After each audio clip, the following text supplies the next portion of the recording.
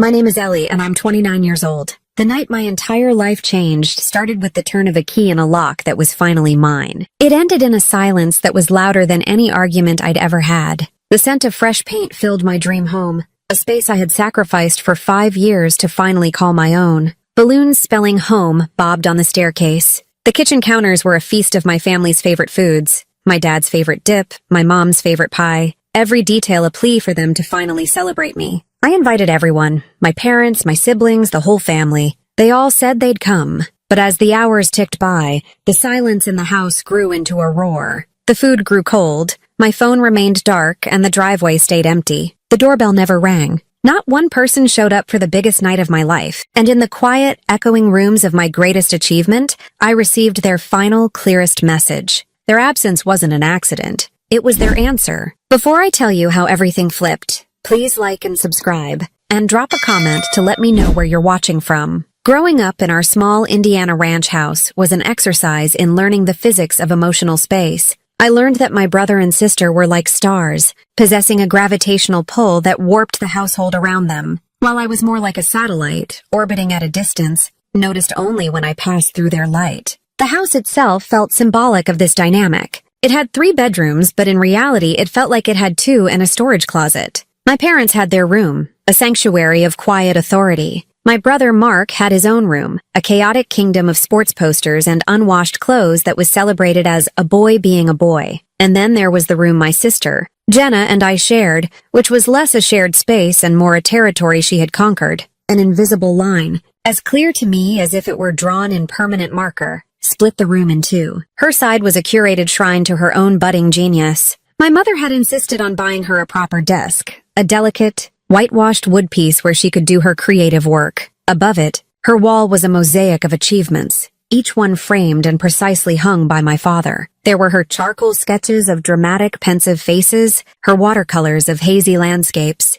and of course, the ever-growing collection of ribbons from her ballet competitions, blue, red, and gold, cascading from her bedpost like a waterfall of validation. My side of the room was comparatively barren. I had a simple bed and a shared dresser where my clothes were crammed into the bottom 2 drawers. My wall was empty, not for lack of trying. When I was 9, I'd taped up a drawing I'd done of the solar system, each planet carefully colored and labeled. I was proud of it. The next day, I came home from school to find it gone. When I asked my mom where it went, she waved a dismissive hand. "Oh, honey, it was getting curly at the edges. It looked a little messy next to Jenna's nice frames." Messy. My passion was messy. The arrival of the piano was the moment the family dynamic was cast in stone. Jenna, at age 10, had declared a fleeting interest in learning to play. For my parents, this was a proclamation from on high. Our second car, a beat-up but functional station wagon my dad used for errands, was sold within a week. In its place appeared a towering, polished, upright piano that consumed a third of our small living room. It loomed over our family life, a constant, gleaming reminder of Jenna's importance. Mrs. Gable, a stern woman with a permanent look of disappointment, began coming twice a week for Jenna's lessons. My mother would sit on the sofa during these sessions, her hands folded in her lap, a look of profound adoration on her face as Jenna plinked her way through "Twinkle, Twinkle, Little Star." "She has a natural ear for it," my mom would say to anyone who would listen, her voice filled with a reverence usually reserved for religious phenomena. The fact that Jenna complained endlessly about practicing and quit a year later was never mentioned. The piano remained, a silent, expensive monument to a whim. That same year, I discovered a passion for science. I spent hours at the library, devouring books on astronomy and biology. For the school science fair, I worked for weeks on a project demonstrating the principles of hydroponics. I built a small functioning system out of plastic bottles and tubing, and successfully grew a small lettuce plant without soil. I was fascinated by the process, the careful measurements, the miracle of growth. I won second place in the entire school. The prize was a brand new beginner's microscope set. I remember my hands shaking as I accepted it on the school stage. I carried the box home as if it were made of glass. I burst through the front door, my heart a frantic drum against my ribs. "Mom, Dad, look what I won!" I placed the box on the kitchen table, my voice trembling with the need for their approval. My dad glanced up from his newspaper. "What's that?" "It's a microscope. I won second place in the science fair." He grunted, his eyes already returning to the sports page. "That's nice. Don't leave your junk on the table. Dinner's almost ready." Junk. He called it junk. My mother came over and picked up the box, turning it over in her hands as if she wasn't sure what it was for. "Well, isn't that interesting?" she said, her voice holding the same flat tone she used when commenting on the weather. "Just make sure you keep it in your room, Ellie. I don't want little glass slides all over the house." There was no praise for the weeks of work, no curiosity about my project, no celebration of my achievement. My victory was an inconvenience, a piece of clutter to be managed. That night, while Jenna was being praised for finally mastering a simple C scale on the piano, I was in my room, setting up my microscope on the floor in my small corner. I felt a familiar cold weight settle in my chest. It was the understanding that my interests were worthless because they were mine. Their love and attention were finite resources, and the budget had already been allocated to my siblings. Mark's allocation was just as generous as Jenna's, though for different reasons. He was the athlete, the all-boy son my father had always wanted. The fact that he was, at best, a mediocre athlete was irrelevant. His life was a series of celebrated efforts. He'd spend an entire baseball season warming the bench, get put in for one inning, and drop a fly ball, and my dad would still boom from the stands, "That's the way to be out there, son." The car rides home would be filled with detailed breakdowns of the game, my dad offering coaching advice, my mom clucking about how handsome he looked in his uniform. His participation was the victory. My high school debate team experience was a stark contrast. I wasn't just a participant. I was good. I loved the intellectual combat, the thrill of dismantling an opponent's argument with logic and evidence. It was a skill, something I had to work for, honing my speeches late into the night. When our team fought our way to the state finals in my junior year, it felt like the culmination of everything I'd worked for. The competition was held in the state capitol, a 2-hour drive away. It was an all-day Saturday event. I presented the information at the dinner table a week before, my hands clutching the permission slip. "The state debate finals are next Saturday," I announced, trying to keep my voice steady. "I'm the final speaker for our team. It would mean so much to me if you could come." My father didn't even look up from his plate. "Saturday? Can't. Mark's got a doubleheader. Preseason scrimmage." The word scrimmage felt like a physical blow. It was a practice game. It didn't count for anything. It was objectively, provably less important than a state final. I looked at my mom, a desperate appeal in my eyes. "Mom?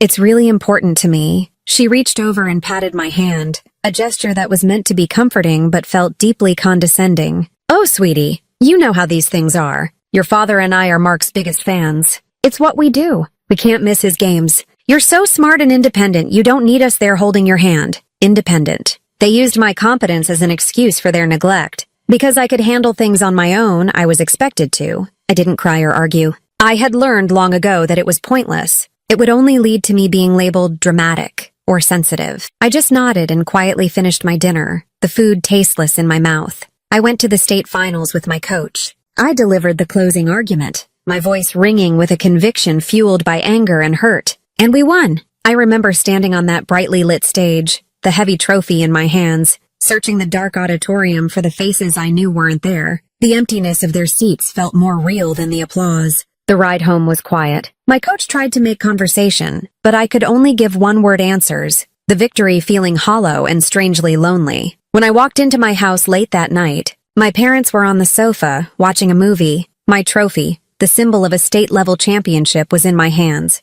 My mom looked up. "Oh, you're home. How'd it go?" "We won," I said, my voice barely a whisper. "Oh, that's wonderful, honey," she said, her eyes already drifting back to the television screen. "Mark hit a double today. A real line drive to left field. Your father thinks the new stance is finally paying off."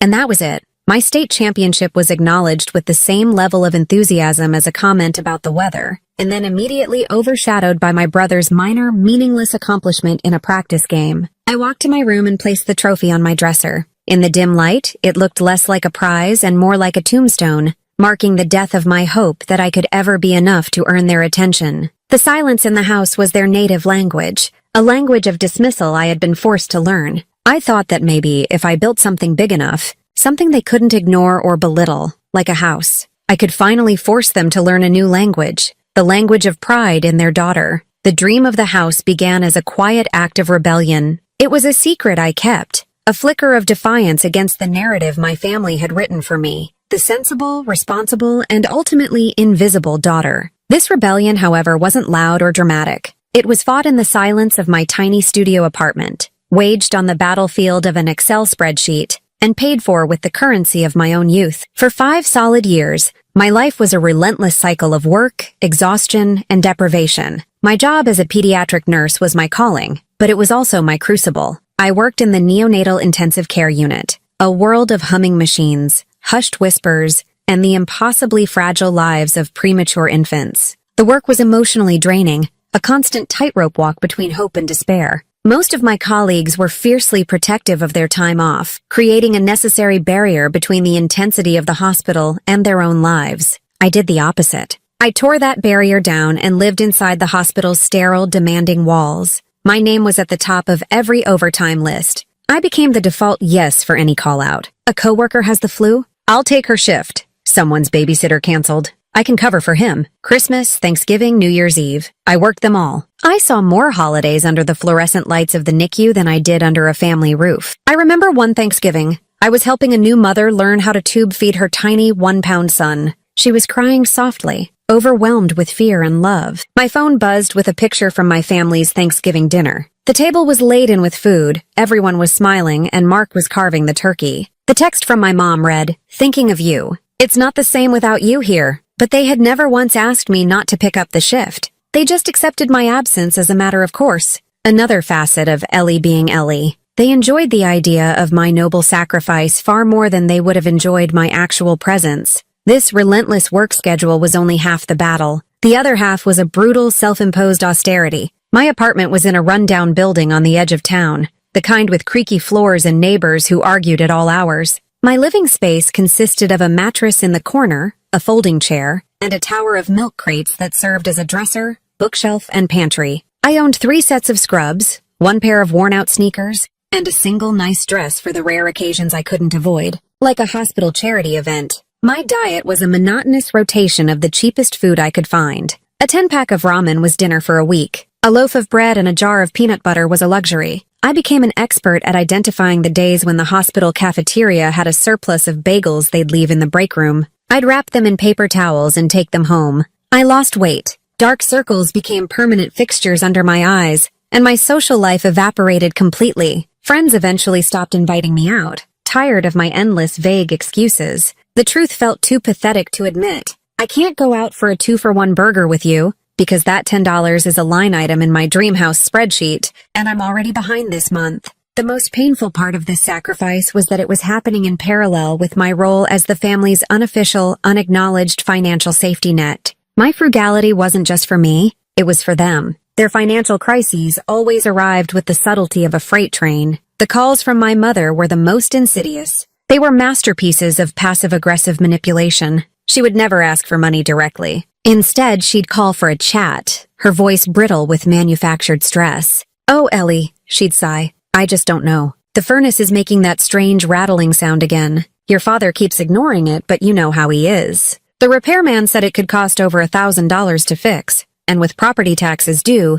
well, we'll figure something out. We always do." She would then fall silent, leaving a void I was conditioned to fill. I would picture them in the cold, my father too proud to admit he couldn't afford it, and the guilt would twist in my gut like a knife. I'd hang up, log into my banking app with trembling fingers, and transfer the money. The confirmation screen would feel like a defeat. Another month, another 2 months added to my own sentence. Her thank you when it came was always casual. "Oh, you didn't have to do that, sweetie." But it's a big help. Mark's requests were more direct and infuriating. He treated me less like a sister and more like an ATM that occasionally dispensed unwanted advice. He'd text, not call. "Yo, car payment is due. Can you spot me $300? I'll get you back next week." He never did. One time I made the mistake of questioning him. "Mark, this is the 3rd time in 6 months. What's going on with your job?" The backlash was immediate and vicious. A torrent of texts accused me of being judgmental, of thinking I was better than him just because I had a fancy hospital job. He painted me as a cold, unfeeling hoarder of money, and himself as the victim. The conversation ended with him texting, "Forget it.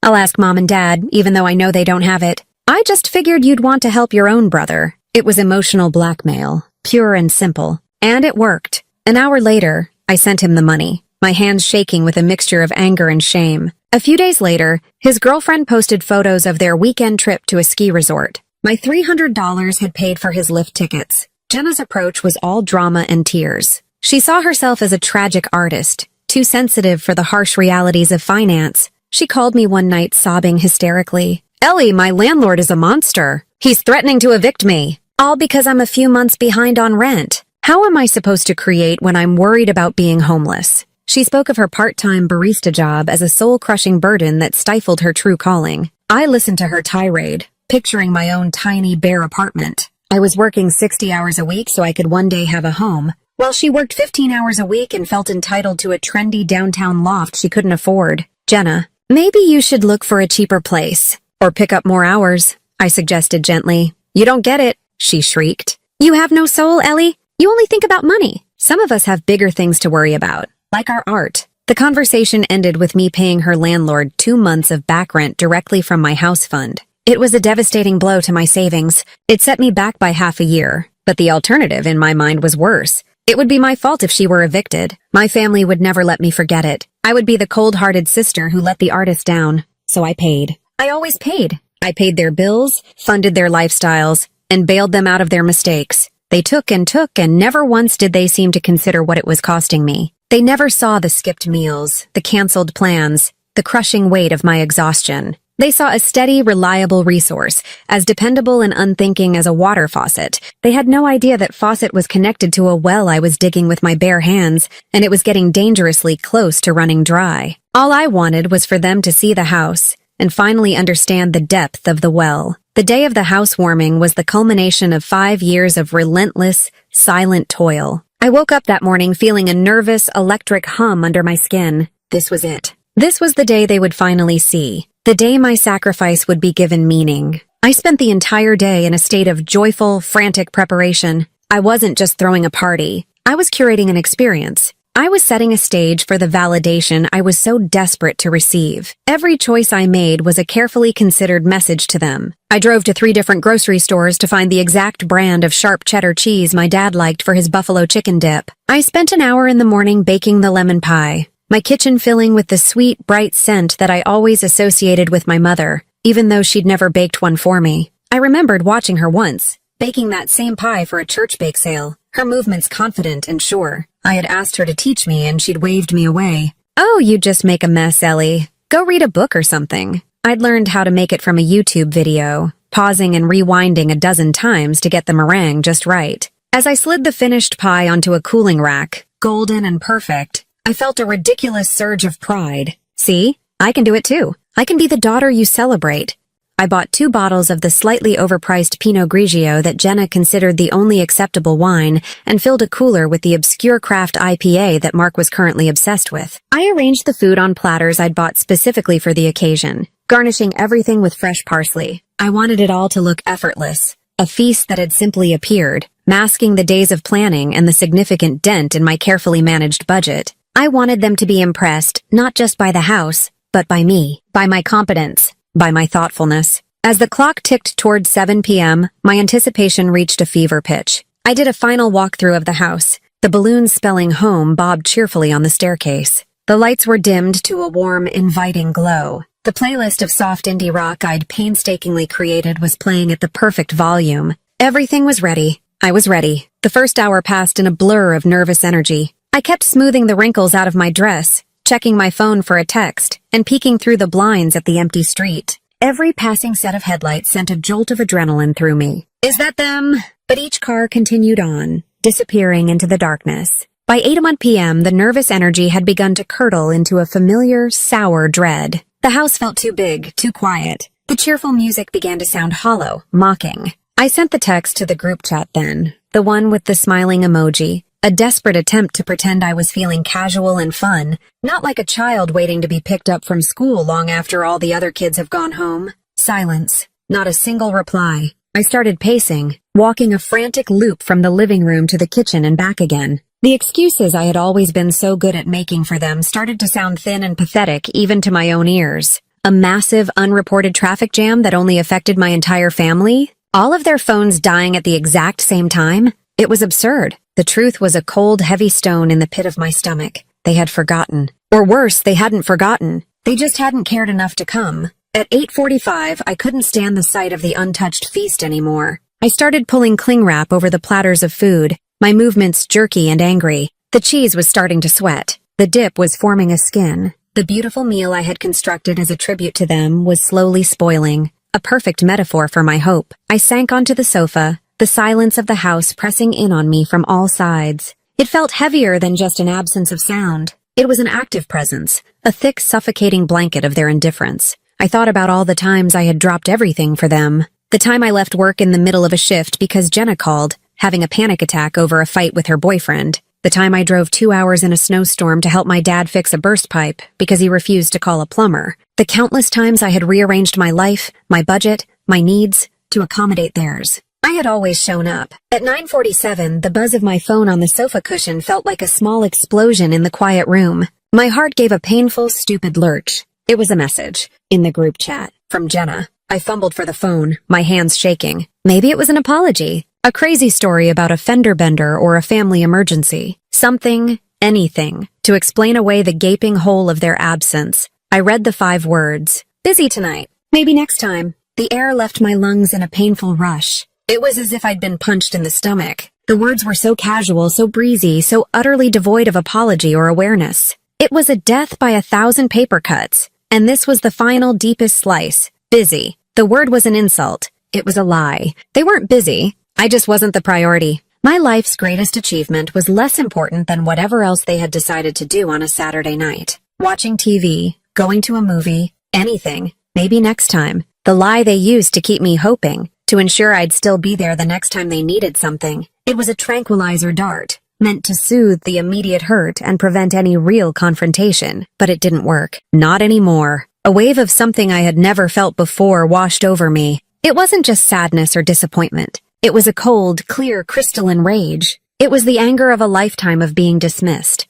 of being used, of being made to feel small. I stood up, my body feeling strangely light. I walked into the kitchen, my movements calm and deliberate. I opened the trash can. I picked up the beautiful lemon meringue pie, the one I had poured so much pathetic hope into, and I didn't just drop it in. I slammed it down. The ceramic pie plate shattered. A sharp, satisfying crack that was the first real sound in the house for hours. Meringue and lemon curd splattered against the inside of the bin. It was a mess, a ruined, ugly mess, and it was the most honest thing that had happened all night. The shattered pie plate in the bottom of my trash can felt like a final punctuation mark on a story I had been telling myself for 29 years. The story was a fantasy, a carefully constructed narrative in which I was the unsung hero, the quiet pillar of the family, and one day, my unwavering loyalty and love would finally be recognized. That night, standing in the deafening silence of my beautiful empty home, I was forced to admit that the story was a lie.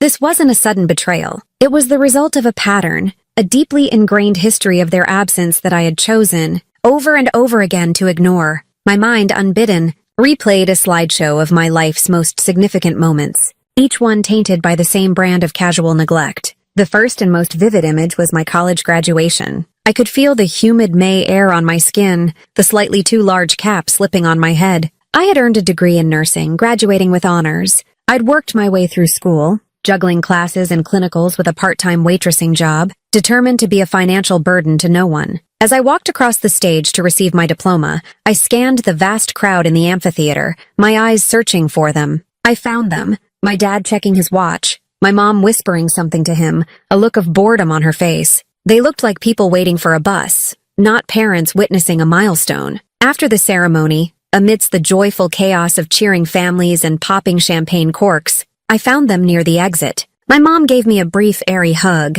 "We're so proud of you, sweetie. You looked so serious up there." Before I could even respond, my dad clapped his hands together. "All right, we've got to hit the road. Mark's team made the playoffs, and the game is clear across the state. If we leave now, we can just make it for the first pitch." I stood there, clutching my diploma in its cardboard folder, and watched them turn and walk away. They were buzzing with an energy and excitement that had been completely absent during my ceremony. Mark's baseball game, another of his many athletic endeavors that would ultimately lead nowhere, was the real event of the day. My 4 years of hard work was just the opening act they had to sit through. They didn't offer to take me to dinner. They didn't buy me a celebratory gift. They didn't even take a single photograph. I have no pictures with my family from my college graduation. Later that night, alone in my now empty dorm room, surrounded by packing boxes, I got a text from my dad. It was a blurry photo of a scoreboard. Mark's team had won. "What a game!" the text read. I deleted it without replying. The memory shifted, and I was younger, standing in the sterile, beige hallway of a hospital. I was 23, and I had just been rushed into emergency surgery for appendicitis. The pain had been blinding, and the fear had been a cold knot in my stomach. From the gurney in the ER, just before they gave me the anesthesia, I had called my mom. Her voice was distracted, distant. "Oh my goodness, Ellie, that sounds awful. Listen, I'm in the middle of something right now. Jenna just broke up with her boyfriend, again, and she's a complete wreck. I really need to be here for her. You're in good hands there, the doctors are wonderful. Call me when you're out of surgery." She didn't come. No one did. I woke up alone in the recovery room, a raw, searing pain in my side, and a deeper, colder ache in my heart. For the next 2 days, I lay in that hospital bed, watching the families of other patients come and go with flowers and magazines and comforting words. The nurses would come in and ask with cheerful professionalism, "Any visitors today?" And I would have to shake my head, the shame burning in my cheeks. On the day I was discharged, a nurse asked if my ride was on the way. I had to admit that I didn't have one. I called my mom. "Oh, you're getting out today? That's great news, honey," she'd said. "We can't come get you, though. Mark borrowed the car to go see some concert with his friends. You'll have to get a cab." I remember every detail of that taxi ride home. The way every bump in the road sent a jolt of agony through my abdomen. The way the cab driver kept looking at me in the rearview mirror with pity in his eyes. I had to pay him with a credit card because I didn't have enough cash. And I remember feeling humiliated. I struggled up the 3 flights of stairs to my apartment, pausing on each landing to catch my breath, my body shaking with pain and weakness. When I finally got inside and shut the door, I slid to the floor and sobbed. Not from the physical pain, but from the crushing weight of the realization that my own well-being was, at best, an inconvenience to them. This history of absence wasn't just confined to major events. It was woven into the very fabric of my daily life. When I got my first nursing job, the one I had worked so hard for, I called them, my voice brimming with pride. My father's response was a grunt. "Well, don't expect it to be easy. That's a tough job. You'll probably burn out in a year." My mother's was a backhanded compliment. "That's nice, dear. At least you'll have a steady paycheck. You won't have to worry about money so much." They didn't see my success. They saw a problem averted. My stability meant they wouldn't have to worry about me, freeing up more of their emotional and financial resources for Jenna and Mark. There were countless smaller cuts. The birthdays they forgot until a late-night phone call. The time I was nominated for a Nursing Excellence Award at my hospital. And when I told them, Jenna immediately changed the subject to complain about her art professor. The relationships that withered because they treated my boyfriends with a polite, icy indifference, making it clear that no one I chose would ever be truly welcome. I had spent my entire life making excuses for them.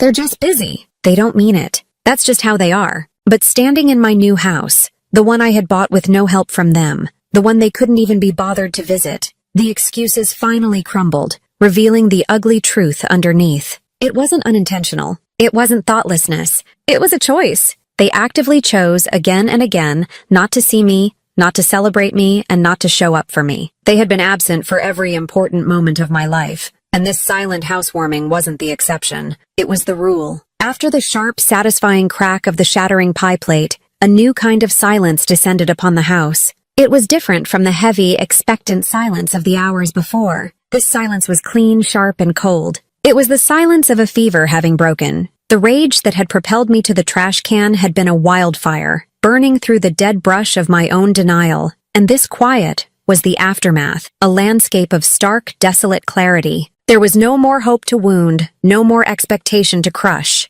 There was only the truth, ugly and liberating. I took a deep, shuddering breath and began to clean. It felt like the only logical thing to do. My movements were methodical, almost robotic. I pulled the cling wrap off the platters of food, the mini sandwiches, the cooling buffalo chicken dip, the sweating cheese, and scraped everything into the trash can on top of the ruined pie. I didn't salvage a single bite. This food had been an offering to ghosts, and I wanted it out of my house. I dumped the melted ice and lukewarm water from the drink bucket into the sink. I poured the 2 bottles of Jenna's favorite wine down the drain, the glugging sound echoing in the quiet kitchen. Each action felt like a severing, a small decisive cut of a tie that had been strangling me for years. I washed every dish, dried every plate, and put everything away in its new cupboard. I wiped down the counters until they gleamed. I gathered the cheerful mocking party napkins and threw them in the trash. I was erasing the evening, wiping away the evidence of my own foolish, stubborn hope. As I worked, my mind was blessedly wonderfully empty. The usual frantic inner monologue,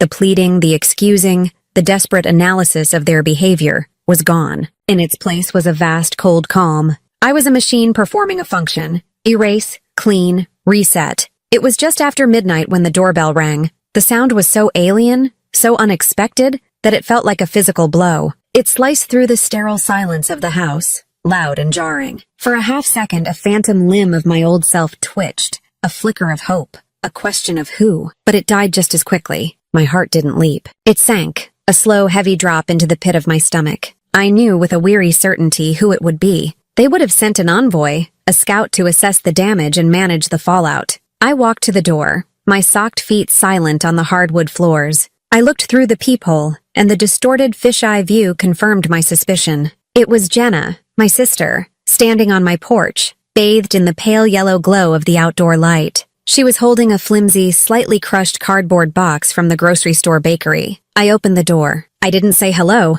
I didn't invite her in. I just stood there, my hand on the doorknob, creating a barrier with my body. She looked flustered, her hair slightly messy, her eyes avoiding mine. "Hey," she said, her voice attempting a casualness that fell completely flat. She tried to peer around me into the house. "Just thought I'd stop by. It's midnight, Jenna." My voice was devoid of emotion. It was a statement of fact. "Yeah, I know. I was in the area." A pathetic lie. She lived 45 minutes away in the opposite direction. She shoved the cake box toward me. "Here, I brought this. It's chocolate." "I know you like chocolate." I looked at the generic, mass-produced cake, then thought of the lemon meringue pie, my mother's supposed favorite, now lying shattered in my trash can. The gesture was so transparent, so insultingly inadequate, that a humorless smile touched my lips. It was a Band-Aid for a bullet wound. "I'm not hungry," I said. Jenna's composure finally started to crack. A flash of irritation crossed her face. She pushed past me, stepping into the entryway without an invitation. "Geez, Ellie, can you at least pretend to be gracious?" I drove all the way out here. She stopped in the middle of the living room and looked around. Her eyes scanned the spotless counters, the empty rooms, the distinct lack of any party atmosphere. "Wow," she said, a nervous little laugh escaping her lips. "Looks like it was a real rager." The sarcasm in her voice was the flint that struck a spark in my cold palm. "There was no party," I said, closing the front door with a quiet click. "No one came?" "Yeah, I know," she said, finally turning to face me. She wouldn't meet my gaze, choosing instead to examine one of the balloons tied to the staircase. "Listen, about that. Dad was really tired from his golf game today, and Mom got one of her headaches. You know how she gets. And Mark had to help a buddy move a couch or something. It was just one of those nights." Everyone was wiped. A torrent of flimsy, predictable excuses. Not a single one of them sounded real. They were just words strung together to build a wall against her own culpability. "You were busy too, I assume," I said,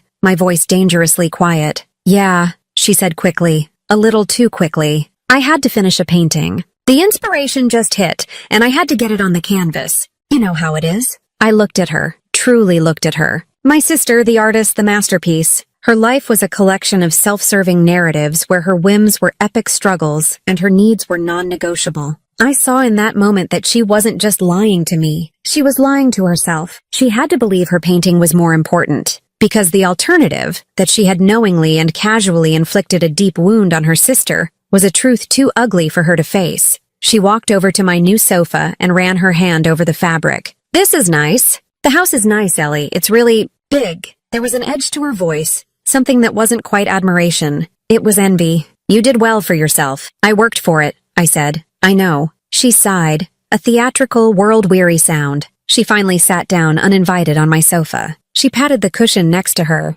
a silent command for me to join her, to make this easier for her. I remained standing. "Listen, Ellie," she began, launching into what was clearly the pre-rehearsed speech. "Mom felt bad that no one could make it. She's the one who told me to bring the cake. We just want you to know we're happy for you. We are. But you can't take things so personally." There it was, the core of their defense. The problem wasn't their behavior. It was my reaction to it. "You get so worked up over things," she continued, gaining confidence. "You've always been so sensitive. It was just a housewarming party. There will be other parties. Don't take it so personal, Ellie. It's not that deep." Her words hung in the air between us, a profound and stunning misreading of everything I was, everything I had ever been. Not that deep. She was looking at the very tip of an iceberg, the accumulated pain of a lifetime, and calling it a snowflake. The cold calm inside me finally gave way to something else. It wasn't rage. It was a chilling, surgical precision. I walked slowly from the entryway into the kitchen. Jenna's eyes followed me. I opened the lid of the trash can.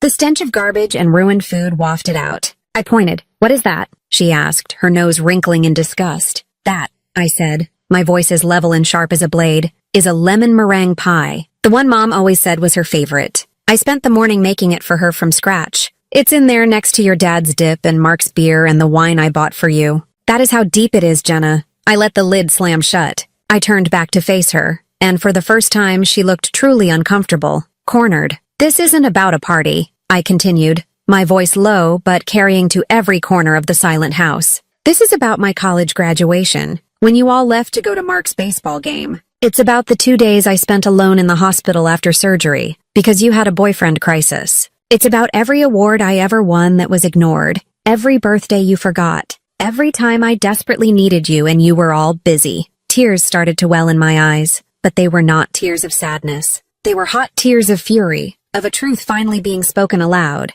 "You stand there in my house, the house I worked 60-hour weeks for, the house I paid for while I was also paying your rent and Mark's car insurance and Mom and Dad's bills, and you dare to tell me it's not that deep?" I took a step closer, my whole body trembling. "No, Jenna, you're wrong. It's deeper than you could ever possibly admit, because admitting it would mean you'd have to look at the part you play. You get to be the celebrated artist, and Mark gets to be the golden boy, because I was the one holding everything up. I was the foundation you all built your lives on. And you can't celebrate my success because this house proves that I don't need you. But the terrifying truth, the really deep truth, is that you all still need me." Silence. Jenna's face was pale, her mouth slightly agape. She looked like I had slapped her. The self-serving narrative had been shattered, and she was utterly lost without it. She stood up, her movements stiff. "You're being crazy," she whispered, her voice shaking. "You're hysterical." "No," I said, my voice dropping back to that chilling calm. "I'm finally being honest, and I think you should leave now." She didn't argue. She scurried to the door like a frightened mouse. She fumbled with the knob for a second, then pulled it open and practically ran out onto the porch. She didn't look back. She had left the cheap grocery store cake on my pristine kitchen counter. I picked up the box, walked to the front door, opened it and placed it on the doormat outside. Then I closed the door, locked the deadbolt, and leaned against it, my heart hammering against my ribs. The visit wasn't an apology. It was a confirmation. They would never understand. And for the first time I understood that I didn't need them to. I didn't sleep that night. I sat on the sofa in the dark, watching the blackness outside my windows slowly soften into the bruised purple of pre-dawn. The confrontation with Jenna had drained the last of my adrenaline, leaving behind a profound and unnerving stillness. The house was quiet again, but the silence had transformed once more. It was no longer the silence of neglect or the silence of rage. It was the silence of sovereignty. It was the sound of a space that was entirely, unequivocally mine. As the first rays of sun streamed through the living room window, illuminating the dust motes dancing in the air, a sense of resolve settled over me. It was as clear and solid as a block of ice in my chest. The pain of the last 29 years was not something that could be fixed with a conversation or a half-hearted apology cake. It was a systemic rot, a foundational flaw in the architecture of my family. You can't fix a cracked foundation. You can only build a new structure on solid ground. And that solid ground had to be here, inside the walls of this house, inside the borders of my own life. I made a pot of coffee, the bitter, dark aroma filling the kitchen. As I sipped it, I took out my phone. My thumb hovered over the family group chat icon, the one that had been the source of so much anxiety and disappointment. For years, I had watched that chat, waiting for a scrap of validation, a mention of my name that wasn't attached to a request for money. I opened it and read the last message. "Jenna's breezy, busy tonight. Maybe next time." My finger moved to the top of the screen. I tapped the button that said, "Leave conversation." A small notification popped up. "You have left the group." It was anticlimactic and monumentally significant all at once. One down. Next, I went to my contacts. Mom, Dad, Mark, Jenna. One by one, I opened their contact information and hit block. The action was swift, digital, and ruthless. There would be no more manipulative phone calls, no more demanding texts. I was cutting off their access to me, cauterizing the wound. I then opened my social media apps and did the same, methodically unfollowing and blocking each of them. And then, for good measure, my aunts and cousins who I knew would only act as their spies. Each click was a brick being laid in a wall they would not be permitted to cross. This digital purge felt good, but it also felt insufficient. It was invisible. I needed a physical manifestation of this new reality, a clear and undeniable statement that things had changed forever. I went out to the garage, where the empty moving boxes were still stacked against a wall. I found a large, sturdy cardboard box that had once held a microwave. Using a utility knife, I cut out a clean, rectangular piece. I found a thick, black permanent marker. I knelt on the cold concrete floor of the garage, the cardboard spread out before me like a fresh canvas. I thought for a long time about what to write. I didn't want it to be emotional or explanatory. I didn't want it to invite a conversation. It needed to be a declaration. A new law. I wrote the words in big, clear block letters. The marker squeaked against the cardboard. A resolute sound in the quiet garage. First line, no family discounts. This was for the years of financial support. The unspoken assumption that my money was their money. That chapter was closed. I was not their bank, not their safety net, not their ATM. Second line, no family visits. This was for the empty housewarming, for the graduation, for the hospital stay. My home was not a public space they could choose to grace with their presence whenever it was convenient. It was a private sanctuary, and their visiting privileges had been permanently and irrevocably revoked. Third line, no exceptions. This was the most important part. It was the lock on the door. It was for the future me, the me who might feel a pang of guilt on a holiday, the me who might be tempted to soften when faced with a manufactured crisis or a tearful, manipulative plea. This was a promise to myself that I would not break. I took a roll of heavy-duty packing tape and marched out the front door. My house was on a quiet suburban street with a small, neat front yard and a white picket fence with a gate at the entrance to the walkway. It was the fence I had fallen in love with, the quintessential symbol of a perfect, happy home. Now, it would become my border wall. My hands were steady as I taped the crude, handwritten sign to the front of the gate, facing the street. It was ugly. It was stark. It clashed horribly with the charming aesthetic of my new home, and it was the most beautiful thing I had ever created. It was a monument to my own liberation. I took a step back onto the sidewalk and looked at it. The bold black letters on the brown cardboard were an unmissable statement. This property is under new management. I took out my phone again. I hesitated for only a moment. Part of me, the old, conditioned part,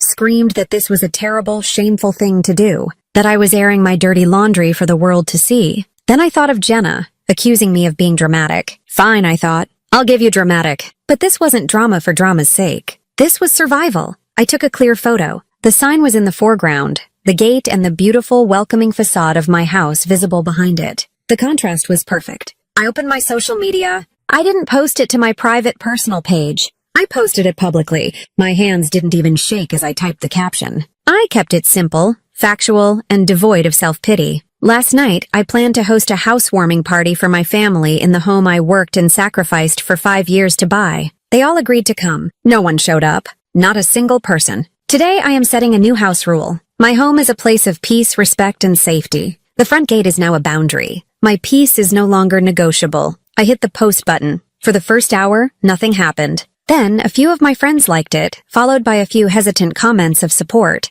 Thinking of you, Ellie. Good for you. And then something shifted. Someone must have shared it. The notifications started to trickle in, then it became a stream, and then it became a flood. Likes, shares, and comments from people I had never met. Strangers. Hundreds of them. The comments were what broke me. I sat on my new sofa, the sun now warm on my face, and I read them through a blur of tears. These weren't tears of sadness. They were tears of recognition, of a profound and overwhelming sense of not being alone. A woman from Ohio wrote, I went no contact with my toxic parents 3 years ago. It was the hardest and best decision of my life. Your real life starts now. So proud of you, stranger. A man from California. That sign is a masterpiece. Boundaries don't make you a bad person. They make you a person who respects yourself. Welcome to the first day of your real life. Story after story poured in. People who had been overlooked for a golden child sibling. People who had been used as a family ATM. People whose greatest achievements had been met with silence.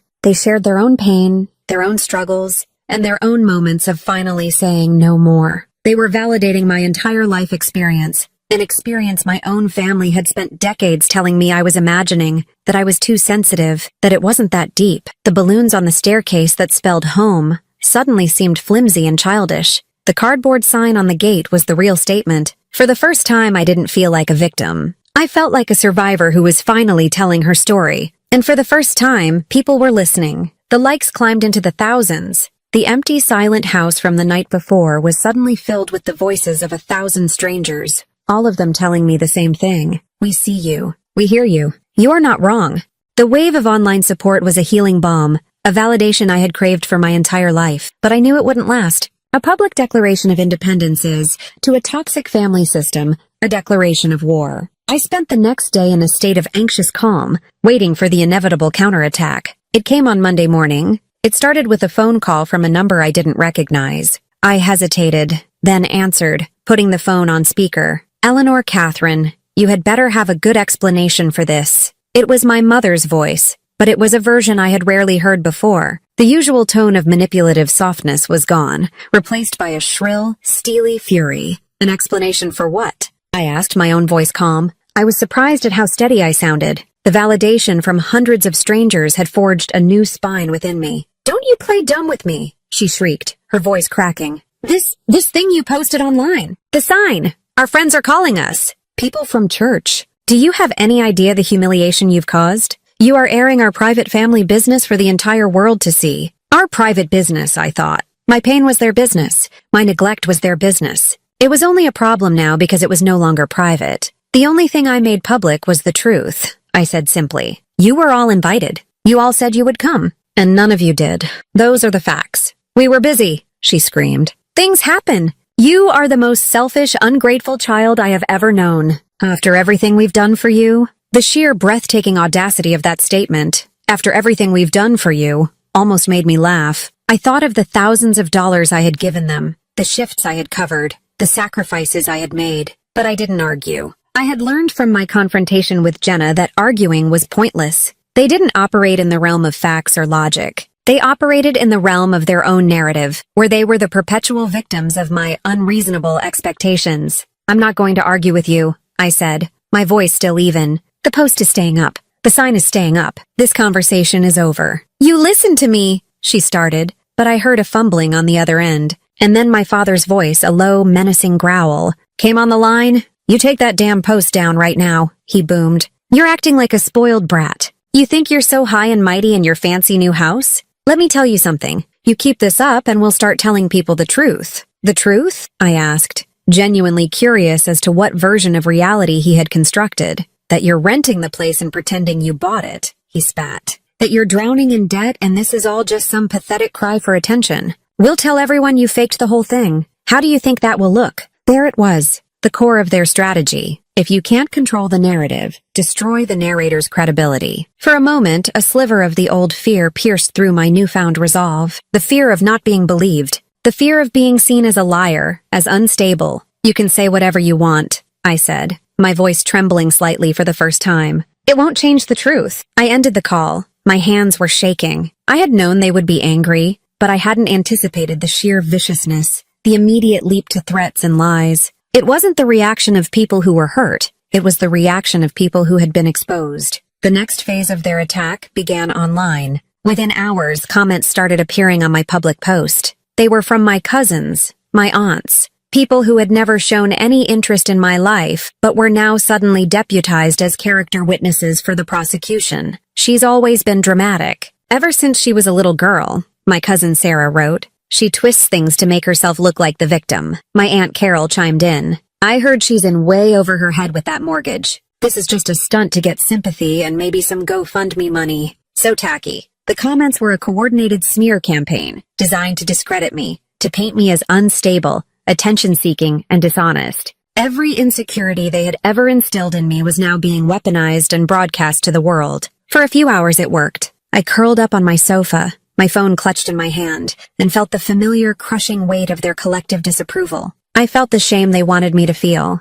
Maybe they're right, a small, terrified voice whispered in my head. Maybe I am just being dramatic. But then I looked around my living room. I saw the solid walls, the gleaming floors. I thought of the years of work, the bone-deep exhaustion, the relentless saving. This was real. My sacrifice was real. Their neglect was real. And their lies were not going to erase my truth. The anger returned, cold and clear. They had threatened to lie about my home. They wanted to take my greatest achievement and turn it into a symbol of my dishonesty. I would not let them. I went to the heavy-duty file box where I kept my important documents. My hands were steady now. I pulled out the thick folder from the closing. I spread the documents out on my new dining room table. The deed, with my name printed in clear, bold type. The final closing statement, with the purchase price and all the figures meticulously laid out. A redacted copy of the first page of my mortgage agreement, showing the loan was in my name, and my name alone. I took out my phone and began taking pictures. Clear, well-lit, undeniable photographs of the evidence.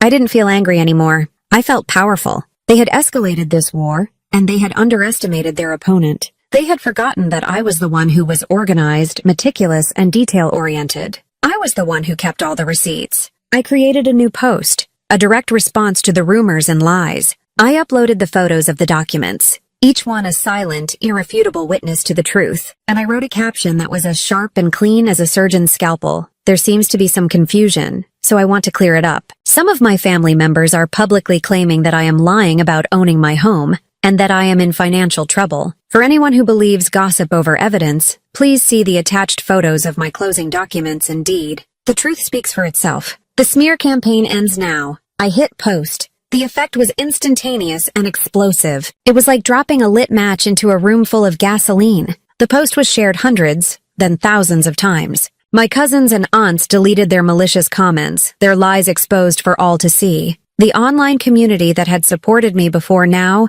rallied around me with a righteous fury. The audacity to lie after what they did. One comment read, "She brought the receipts." Another screamed in all caps, "This is a masterclass in shutting down toxic people," wrote a third. The narrative was no longer in my family's control. They had tried to paint me as a liar, and in doing so had proven that they were the liars. They had tried to destroy my credibility, and had only succeeded in destroying their own. That evening, I sat in my quiet, peaceful house, my phone buzzing with notifications of support. I felt a sense of calm I hadn't felt in my entire life. They had thrown their worst at me, their anger, their threats, their lies, and I was still standing. The foundation of my new life was not just holding, it was stronger than ever. In the days following my post with the legal documents, an uneasy silence fell over my family's side of the internet. The smear campaign had been so thoroughly and publicly dismantled that they had no ground left to stand on. They retreated, and for a few blissful days I allowed myself to believe that the war was over. I had drawn my boundary, defended it, and won.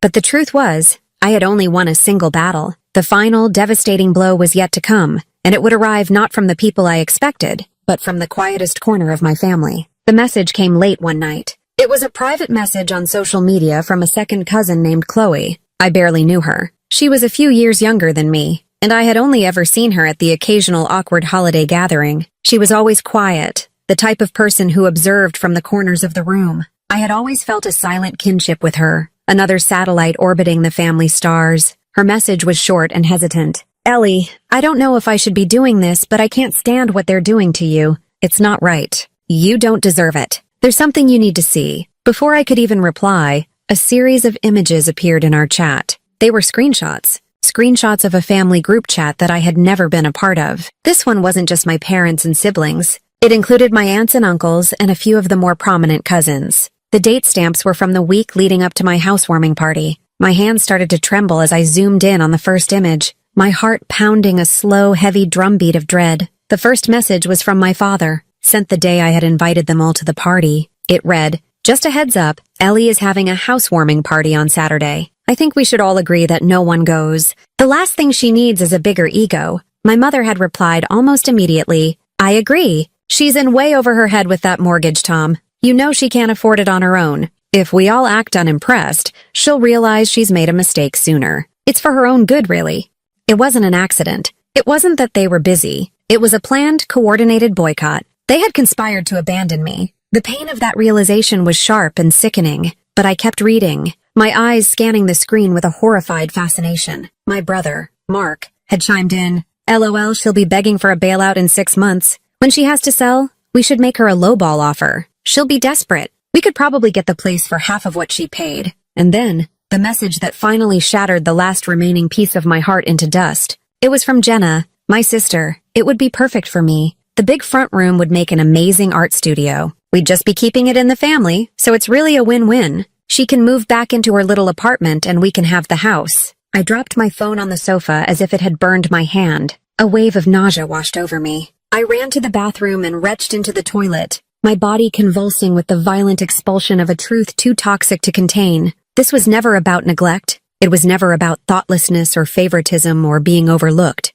It was a cold, calculated, and malicious plot. They had not been passively absent from my life. They had been actively, secretly, working against it. They hadn't just ignored my success. They had been banking on my failure. They had looked at my dream, the beautiful home I had bled for, and saw it as nothing more than a future asset they could acquire at a discount after my inevitable ruin. The kindness I had shown them, the money I had given them, the sacrifices I had made, all of it was recontextualized in this horrifying new light. They had taken my support not as a gift, but as a weakness to be exploited. They kept me drained and struggling so that I would never get powerful enough to escape their orbit. But I had broken free, and now they were trying to pull me back into the abyss. They wanted to see me broken, homeless, and crawling back to them for help, forced to sell them my dream for pennies on the dollar. The grief I felt was profound, a physical ache that spread from my chest through my entire body. I was mourning the loss of a family that I now realized had never existed in the first place. The people I had spent my life trying to please were strangers. Worse than strangers, they were my enemies. I sat on the cold tile of the bathroom floor for what felt like hours. The screenshots seared into my brain. The old Ellie would have hidden this pain, swallowed this betrayal, and suffered in silence. The old Ellie would have protected them, even now, from the consequences of their own cruelty. But the old Ellie had died in this house 2 nights ago. With a resolve that felt like it was forged in the center of the earth, I picked up my phone. I went back to the chat with my cousin. "Thank you, Chloe," I typed. "Thank you for telling me the truth. They're going to hate me for this," she replied instantly. "Then you'll have something in common with me," I wrote back. "And you'll be on the right side of history." I saved the screenshots to my phone. I didn't hesitate for a single second. This was not about revenge. This was not about airing dirty laundry. This was about survival. It was about exposing the rot so that it could no longer fester in the dark. It was about burning the entire diseased structure to the ground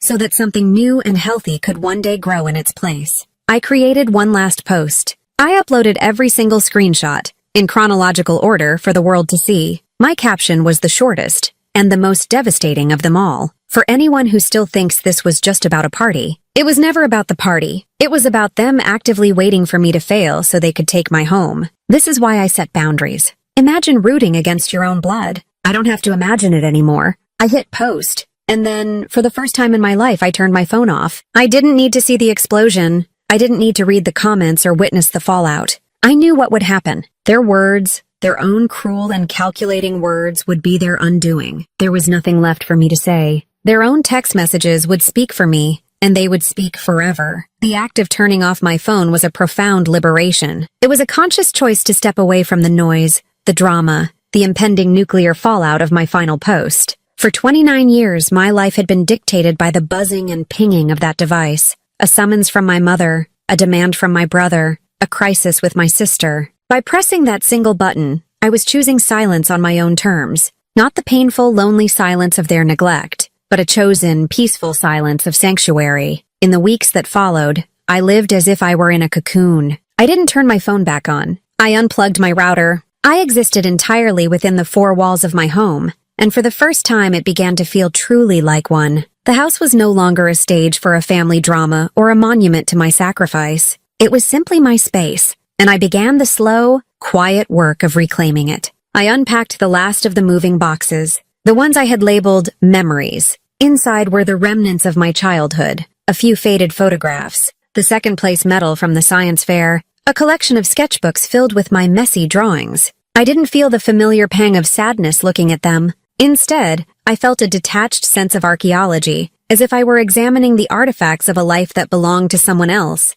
I took the single-framed photo I had of my family, and taken at a department store studio when I was 10, and I buried it at the bottom of the box. I sealed the box with tape and carried it to the garage. The support I had seen online began to manifest in the real world, tangible proof that kindness existed outside of the twisted ecosystem I had escaped. One morning, I opened my front door to find a pot of vibrant yellow chrysanthemums on my porch. Tucked into the soil was a small handwritten card. "Welcome to the neighborhood. We're glad you're here. From the Millers at number 42. I had never even met the Millers. Tears welled in my eyes as I carried the heavy pot inside and placed it in the sunniest window in my living room. It was the first truly unconditional gift I had ever received. A few days later, an elderly woman from across the street knocked on my door. She held out a casserole dish covered in aluminum foil. "I'm Mary," she said with a kind, crinkled smile. "I saw your sign. It took me until I was 60 to learn how to do what you're doing now. I just wanted to bring you dinner." We stood on the porch and talked for 20 minutes. She didn't ask for details about my family. She just offered her presence, her warmth, and her lasagna. Letters began to arrive, forwarded from a P.O. box a supporter had set up for me after my address was leaked online. They came from all over the country, women and men sharing their own stories of escaping toxic families, of finding peace in the aftermath of a painful separation. They sent me small gifts, a handmade bookmark, a packet of wildflower seeds, a book of poetry. They were letters from a tribe I never knew I had. I bought a beautiful wooden box and kept them all inside, a collection of testimonials to the resilience of the human spirit. Slowly, I began to fill my house with my own life. I painted the living room a calming shade of sage green, a color my mother had always called drab. I hung my own charcoal drawings on the walls, the ones I had kept hidden in sketchbooks for years. They were abstract and emotional, and they were mine. I bought a new, beautiful ceramic pie dish,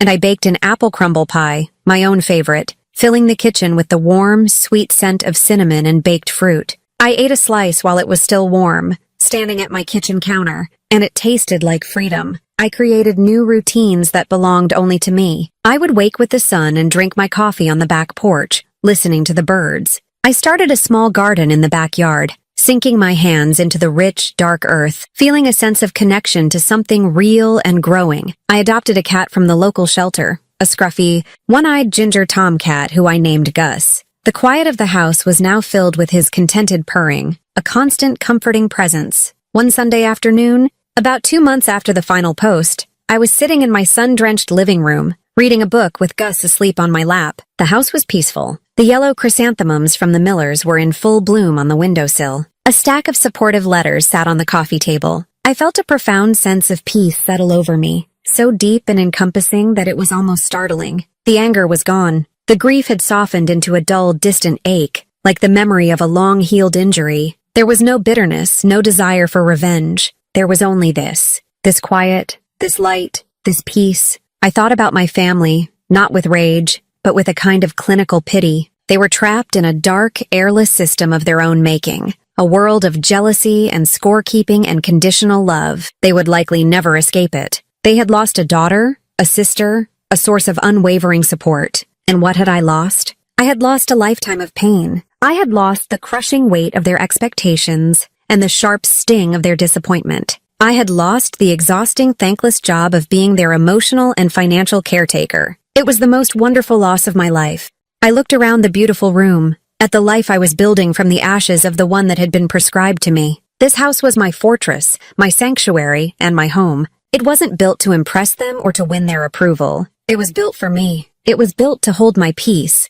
to nurture my spirit, and to keep me safe. I leaned my head back against the sofa, a small, genuine smile gracing my lips for the first time in what felt like a lifetime, and I whispered the words into the quiet, sunlit air, a final, gentle declaration to myself. This home isn't for them. It's for me. They thought refusing me would break me. Instead, I built walls they'll never enter. Have you ever had to shut the door on family? Tell me in the comments where you're watching from, and don't forget to like and subscribe.